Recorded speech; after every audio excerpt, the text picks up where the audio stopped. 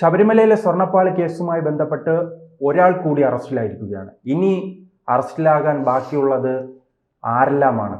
കടകംപള്ളി സുരേന്ദ്രനും നിലവിലെ ദേവസ്വം മന്ത്രിയും അകത്താകുമോ? അതുപോലെ തന്നെ പ്രശാന്ത് അകത്താകുമോ? ഏറ്റവും അവസാനം കടകംപള്ളിയുടെ വെല്ലുവിളി തന്നെ ഉണ്ടായിട്ടുണ്ട്. തെളിവുകൾ ഉണ്ടെങ്കിൽ ഹാജരാക്കൂ, അത് പ്രതിപക്ഷ നേതാവിനോടാണ്. കടകംപള്ളി അതിനു മുമ്പ് പറഞ്ഞത് ഉറക്കമില്ല എന്നാണ് പറഞ്ഞത്. ഈ തെളിവുകൾ ഹാജരാക്കുന്നതിന് പുള്ളി പറഞ്ഞു വെച്ചാൽ, നിങ്ങളെല്ലാം കൂടെ എന്നെ സ്വർണ്ണക്കള്ള എന്ന് വിളിക്കുന്ന കാരണം എൻ്റെ ഉറക്കം നഷ്ടപ്പെട്ടു എന്നാണ് കടകംപള്ളിയുടെ വേവലാതി. ഉറക്കം നഷ്ടപ്പെടാനിരിക്കുന്നതേ ഉള്ളൂ ശരിക്കും. അതിൻ്റെ സൂചനകളാണ് ഈ ഒരു ചെറിയ ഇടവേളയ്ക്ക് ശേഷം വീണ്ടും ഈ SITയുടെ അന്വേഷണം കൂടുതൽ തീവ്രമായി മുന്നോട്ട് പോകുന്നത്. കഴിഞ്ഞ ദിവസം ശബരിമല AO അഡ്മിനിസ്ട്രേറ്റീവ് ഓഫീസറായിട്ടുള്ള ശ്രീകുമാരനാണ് അറസ്റ്റ് ചെയ്തത്. അപ്പോൾ അദ്ദേഹത്തെ പോലീസ് കസ്റ്റഡിയിൽ ആവശ്യപ്പെട്ടിട്ടുണ്ട്, SITയുടെ കസ്റ്റഡിയിൽ. സ്വാഭാവികം കസ്റ്റഡിയിൽ ചോദ്യം ചെയ്യുന്ന സമയത്ത് കൂടുതൽ വിവരങ്ങൾ അദ്ദേഹത്തിൽ നിന്ന് കിട്ടും എന്ന് തന്നെയാണ് പ്രതീക്ഷ. അങ്ങനെയാണെന്നുണ്ടെങ്കിൽ ശ്രീകുമാർ വഴി പുതിയ ചില റൂട്ടുകളിലേക്ക്, പുള്ളി കൊടുക്കുന്ന ചില മൊഴികളുടെ അടിസ്ഥാനത്തിൽ പുതിയ ചില റൂട്ടുകളിലേക്ക് ഈ കേസിൻ്റെ അന്വേഷണം പോകും.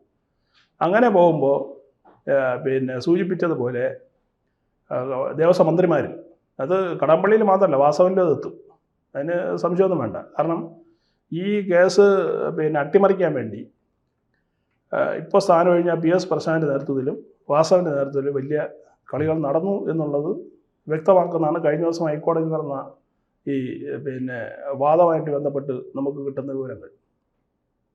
അതിൽ എന്നിട്ട് എന്തുകൊണ്ട് വെല്ലുവിളിക്കാനുള്ള ധൈര്യം കടകംപള്ളിക്ക് ഉണ്ടാകുന്നു?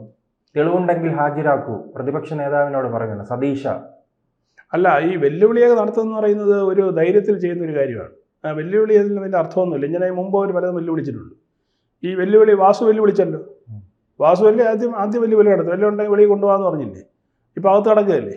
അപ്പോൾ ഈ വെല്ലുവിളിയിലൊന്നും വലിയ അർത്ഥമൊന്നുമില്ല. അത് ഈ പറഞ്ഞതുപോലെ ഒരു ചില ചട്ടമ്പേൾ തെരുവിൽ നിന്ന് ഇങ്ങോട്ട് ധൈര്യം അടി എന്നൊക്കെ പറയുന്ന പോലെ കണ്ടാൽ മതി. അതിന് വലിയ സീരിയസ് നോക്കേണ്ട കാര്യമില്ല. പക്ഷേ ഇപ്പോൾ കഴിഞ്ഞ ദിവസം വളരെ ഗൗരവമായൊരു കേസ് എന്ന് പറയുന്നത്, കഴിഞ്ഞ ദിവസം വാസു, പഴയ പ്രസിഡന്റ് N വാസു ജാമ്യത്തിന് വേണ്ടി ഹൈക്കോടതി സമീപിച്ചു. അപ്പോൾ ആ വാദത്തിനിടയിൽ ഇദ്ദേഹത്തിൻ്റെ ജാമ്യാപേക്ഷയിൽ ഇദ്ദേഹം പറഞ്ഞത് ഈ നമ്മുടെ വിജയ് മല്യ, അദ്ദേഹത്തിൻ്റെ UB ഗ്രൂപ്പ് ഈ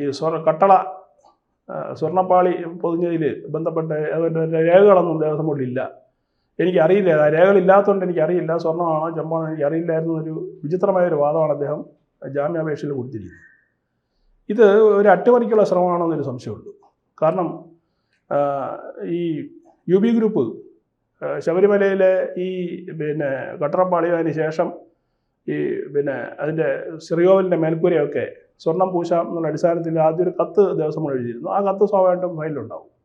അതിനുശേഷം 30 കിലോയ്ക്ക് അധികമുള്ള സ്വർണം ശബരിമല സന്നിധാനത്ത് എത്തിക്കുകയും അതുമായിട്ട് ബന്ധപ്പെട്ട അവരുടെ ഒരു ഓഫീസർ, UB ഗ്രൂപ്പിൻ്റെ ബന്ധപ്പെട്ട അക്കൗണ്ട്സ് ഓഫീസറാണെന്നാണ് ഞാൻ മനസ്സിലാക്കുന്നത്.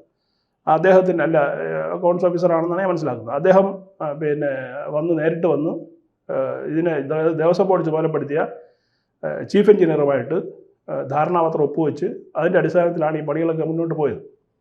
മാത്രമല്ല, ദേവസ്വം ബോർഡിൻ്റെ രീതി അനുസരിച്ചിട്ട് ഈ പണി തുടങ്ങിയതിന് ശേഷം ഓരോ ദിവസവും എന്തൊക്കെ പണികളാണ് ചെയ്യുന്നുള്ള ഒരു മഹസർ തയ്യാറാക്കുന്ന രീതി ദേവസ്വം ബോർഡിലുണ്ട്. അപ്പോൾ ആ മഹസർ ഉണ്ടാവും, ഓരോ ദിവസത്തെയും എന്തുമാത്രം സ്വർണ്ണം എടുത്ത് നിന്ന് പണി ചെയ്തു എന്നൊക്കെ ഉള്ള രീതിയിലുള്ള ഡീറ്റെയിൽസ് എല്ലാം അവിടെ ഉണ്ടാവും. ഈ ഫയലാണ് ഇദ്ദേഹം പറയുന്നത് ഇല്ല എന്ന് പറയുന്നത്. അപ്പോൾ അത് നമ്മൾ മനസ്സിലാക്കേണ്ടത്, ഈ ഫയൽ മുക്കിയിരിക്കണം. സ്വാഭാവികമായിട്ടും UB ഗ്രൂപ്പ് ശബരിമലയിലേക്ക് കൊടുത്ത ഈ സ്വർണത്തിൻ്റെ ബന്ധപ്പെട്ട കത്തടപാടുകൾ, അതിൻ്റെ വിശദാംശങ്ങൾ അടങ്ങുന്ന ഫയല് മിക്കവാറും മുക്കിയിരിക്കാനാണ് സാധ്യത. അതുകൊണ്ടാണ് വാസു അങ്ങനെ ഒരു വാദം അവിടെ കോടതിയിൽ ഉന്നയിച്ചത്.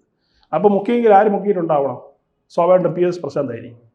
കാരണം N വാസു വളരെ മുമ്പേ പ്രസിഡന്റ് സ്ഥാനം ഒഴിഞ്ഞു പോയതാണ്. ആ സമയം എന്തായാലും പുള്ളി ഫയലെടുത്തിട്ടുള്ള സാധ്യതയില്ല.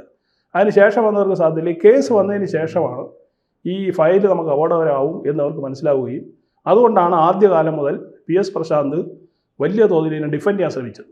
അങ്ങനെ ഒരു സംഭവം നടന്നിട്ടില്ല എന്ന് ഇദ്ദേഹം കടന്ന് ഈ വാദം ഉന്നയിച്ചതിൻ്റെ പ്രധാനപ്പെട്ട കാരണം എന്ന് പറയുന്നത്, അവിടെ നിന്ന് ഈ ബന്ധപ്പെട്ട ഫയലുകളെല്ലാം പൊക്കി മാറ്റണം.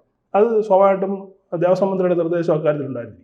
അപ്പോൾ പാർട്ടിയും PS പ്രശാന്തും കൂടി ഇടപെട്ടിട്ടായിരിക്കണം ഈ ഫയൽ അവിടെ നിന്ന് മുക്കിയിട്ടുണ്ടാവുക. ആ ഫയല് ഒരുപക്ഷെ കണ്ടെത്താൻ കഴിഞ്ഞില്ല എങ്കിൽ ഈ കേസിൽ വലിയ പ്രശ്നങ്ങളുണ്ടാവും എന്നാണ് ഞാൻ മനസ്സിലാക്കുന്നത്. അപ്പോൾ ഈ അന്വേഷണത്തിൽ ഇപ്പോൾ ഈ പ്രധാനപ്പെട്ടവരെ പിടിക്കാൻ കഴിയുമോ? ഇനി പോകുന്നത് വലിയ ഉന്നതരിലേക്കായിരിക്കുമല്ലോ. ആണ്, തീർച്ചയായിട്ടും ആ ഉന്നതരിലേക്ക് പോകാതിരിക്കാൻ വേണ്ടിയാണ് ഈ പുതിയ ചില തട്ടിപ്പുകൾ ഒരു വെളി കൊണ്ടുവരുന്നത്. ഇപ്പോൾ വാസുവിൻ്റെ ജാമ്യാപേക്ഷയിൽ പറഞ്ഞിരിക്കുന്നത് ഈ കേരളത്തിലെ മുഴുവൻ ജനങ്ങൾക്കും അറിയാം, ഇങ്ങനെ സംഭവം അവിടെ ശബരിമല സ്ഥിരമായിട്ട് പോകുന്നവർക്കും അറിയാം, അവിടെ ഇങ്ങനെ ഈ സംഭവം സ്വർണം പൂശിയിരുന്നു, കട്ടറപ്പാളിയില്ല സ്വർണ്ണമാണ് എന്ന് എല്ലാവർക്കും അറിയാവുന്നതാണ്. ആ എല്ലാവർക്കും അറിയുന്ന ആ സത്യത്തെയാണ് ഈ പൊട്ടത്തരത്തിൽ കൂടി വാസു ജാമ്യാപേക്ഷ പറഞ്ഞിരിക്കുന്നത്. അങ്ങനെ നടത്തിയായിട്ട് അവിടെ രേഖകളില്ല. അപ്പോൾ രേഖകളില്ലാതെയാണ് 30 കിലോ സ്വർണം ഈ പറഞ്ഞതിൽ അദ്ദേഹം UB ഗ്രൂപ്പ് ശബരിമലയിൽ കൊടുത്തത്. അപ്പോൾ ഇതിൽ ഒപ്പിട്ട ആളുകളൊക്കെ എന്താണ്, അവരെവിടെയാണ് ഒപ്പിട്ടത്? പണ്ടന്മാരാണ്.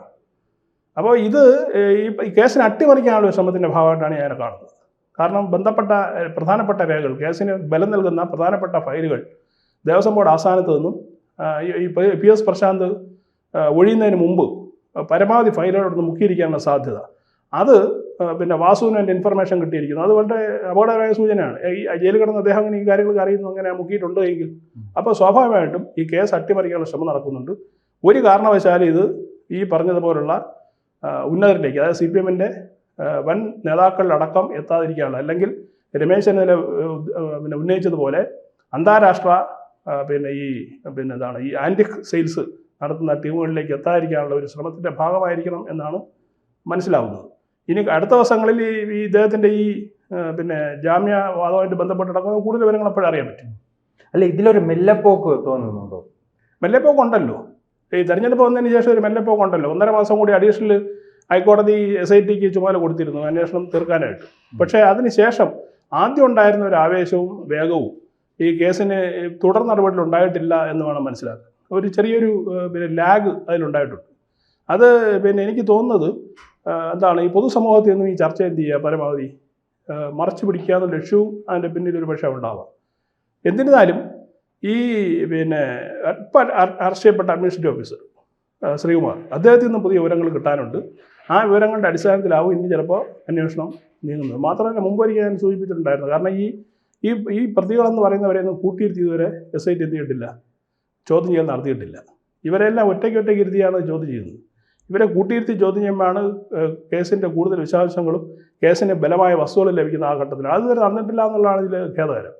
അപ്പോൾ ഈ അന്വേഷണത്തിൽ അവസാന ഘട്ടത്തിൽ എല്ലാവരെയും പിടികൂടാൻ കഴിയുമോ? പിടികൂടേണ്ടതാണ്. പക്ഷേ ഇങ്ങനെയാണ് പോകുന്നതെങ്കിൽ നമുക്ക് ന്യായമായിട്ട് സംശയിക്കേണ്ടി വരും.